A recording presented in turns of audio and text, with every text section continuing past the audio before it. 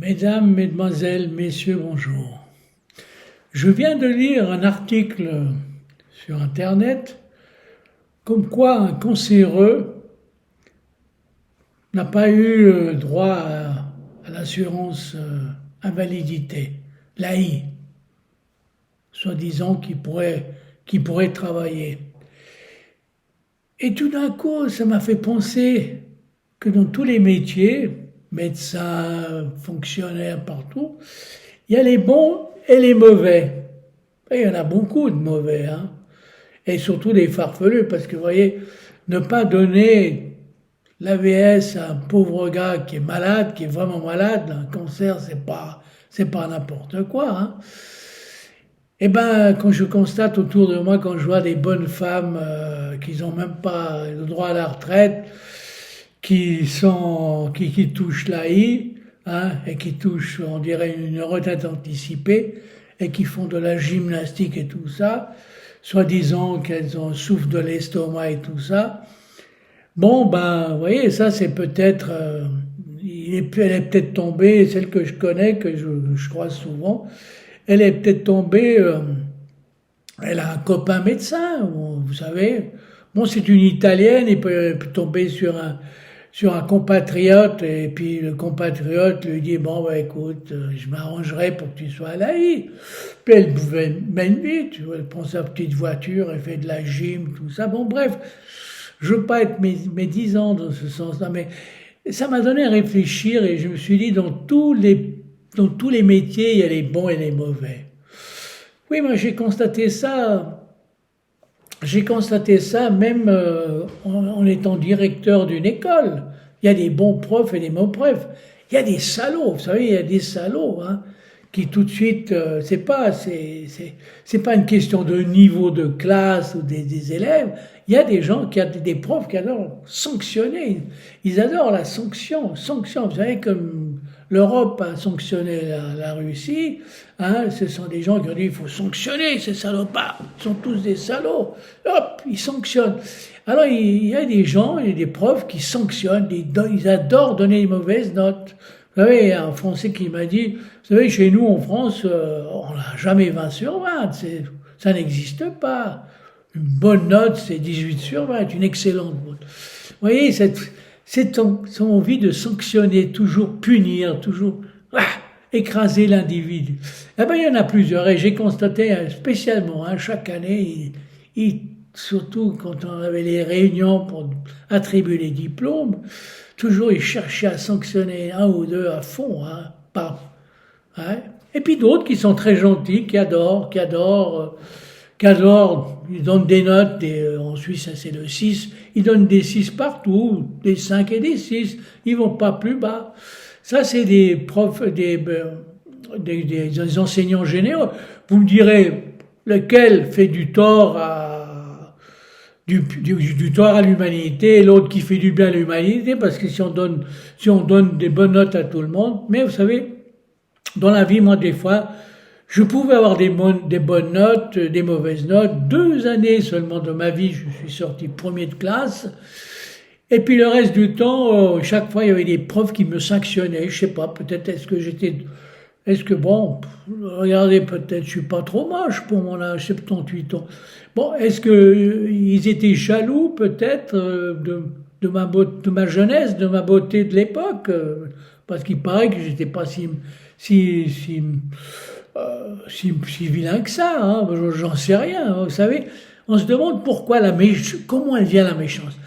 Mais pour vous dire, dans tous les métiers, il y a des bons et des mauvais médecins. Bah, vous savez, moi j'en connais un, mon médecin de famille, il est mauvais, hein, les conneries qu'il peut dire, vous savez, j'avais je sais que j'ai attrapé à cause des médicaments qu'on m'a filé. Après, me suis bien renseigné, j'ai vu ce médicament peut donner la goutte, et là j'ai eu une crise de goutte.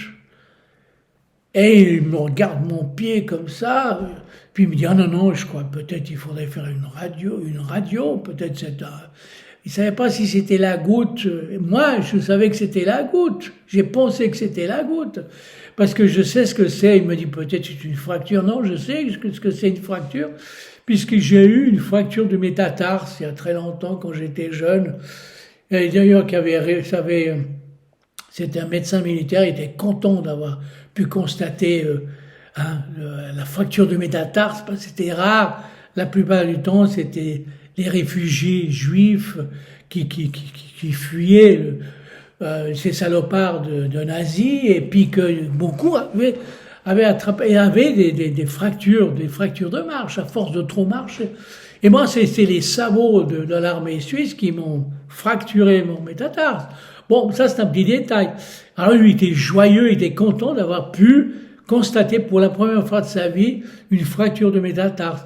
Bon, lui était gentil, il était normal. Mais d'autres étaient vraiment, quelques-uns, c'est des malins, vous savez, des gens ils savent que certains médicaments font du tort, mais ils continuent à les donner. Comme maintenant, on sait bien qu'il y a beaucoup de génériques qui ne valent rien. Moi, je dirais que, pas seulement les génériques, il y a beaucoup de médicaments qui ne valent rien. C'est pour ça que, moi, je regrette l'époque où on n'avait que du bicarbonate, du mercurochrome et de la teinture d'iode dans nos pharmacies familiales, donc à la maison. Vraiment, on a supprimé le mercurochrome, comme quoi c'était du mercure, c'était mauvais, tout ça. Et pourtant, combien de blessures je me suis soigné avec le mercurochrome, et je suis pas, et je n'ai pas l'impression d'être aussi chargé qu'un thermomètre. Bon, bref. Mais pour vous dire aussi, dans tous les métiers, moi je dirais, là où il y en a le plus peut-être chez les flics et les militaires et les religieux. Vous voyez ce que je veux dire? J'ai l'impression.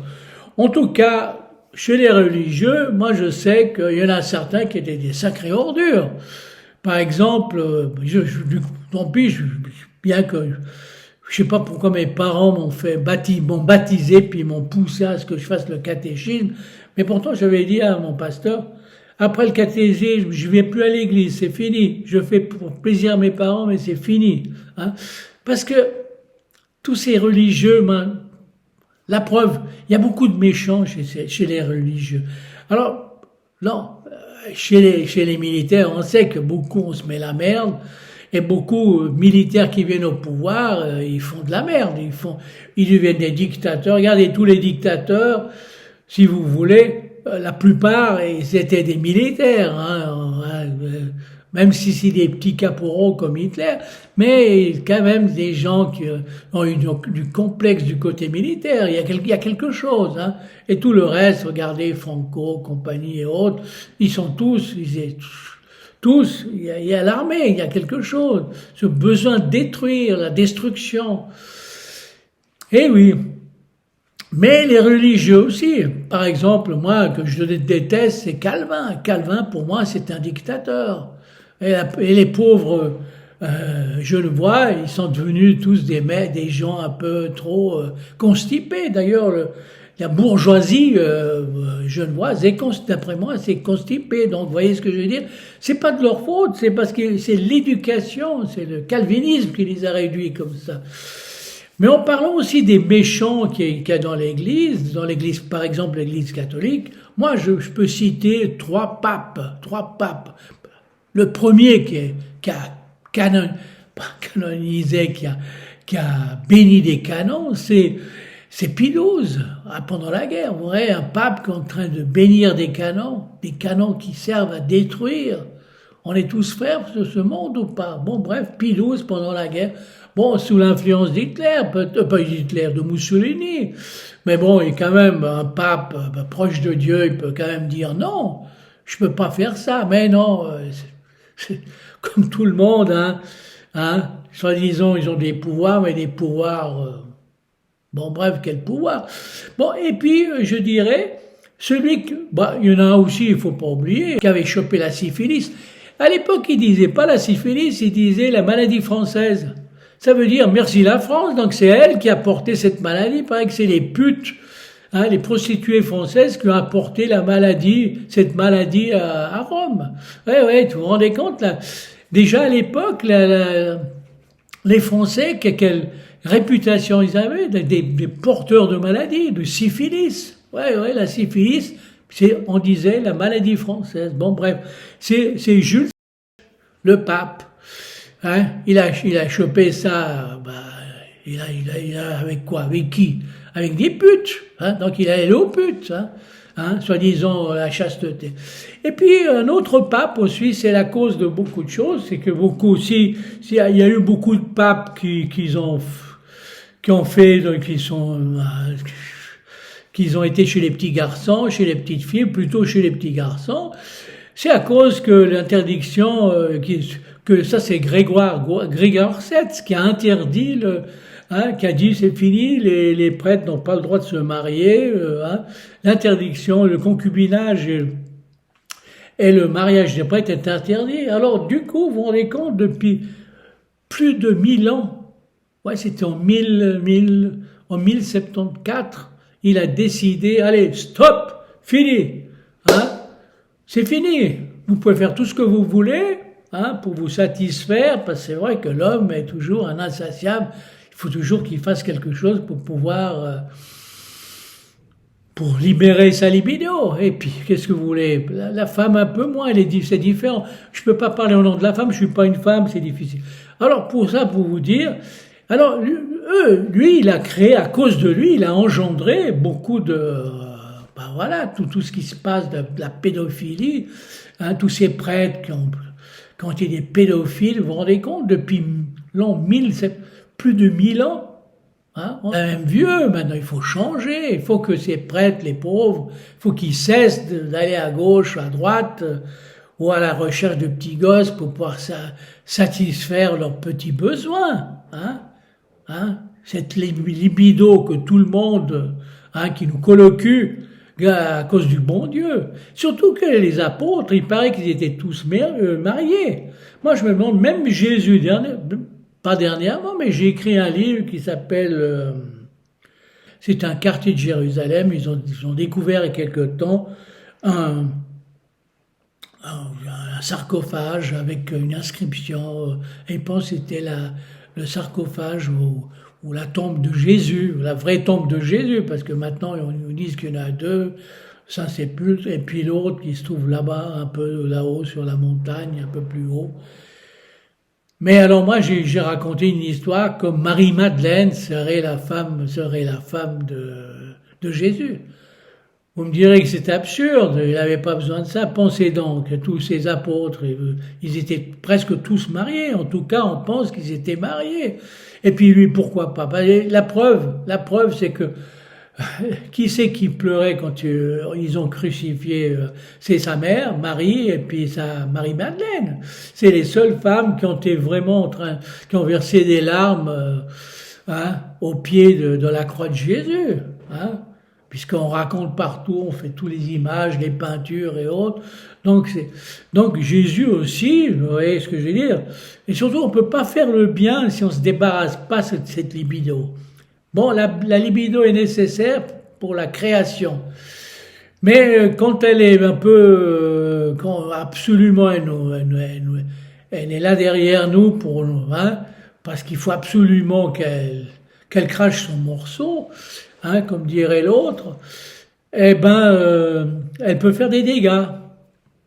Et on peut pas, il faut bien réfléchir, cette histoire de libido. C'est le bon Dieu qui l'a faite, pourquoi on est autant de personnes, autant de monde il y a sur de terre, qu'est-ce que je raconte? Pourquoi il y a autant de monde sur terre?